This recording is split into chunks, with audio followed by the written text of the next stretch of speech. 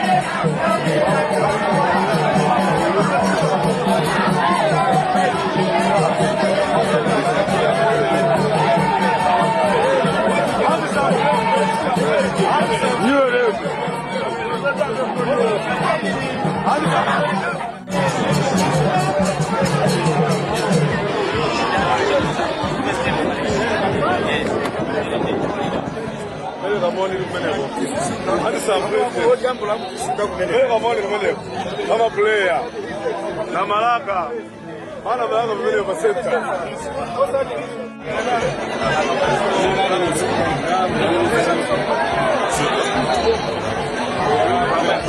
ama kamera ni usisunga kumene ni basa mpaka tu ina vile hapo magari kama bani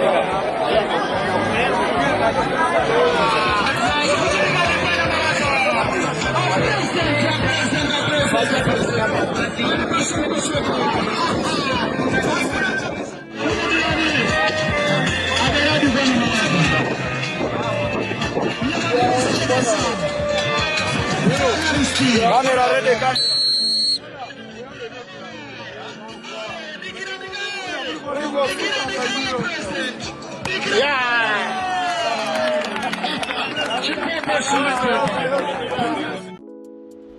Osaiwala kupanga subscribe ku channel ya AMTV Malawi.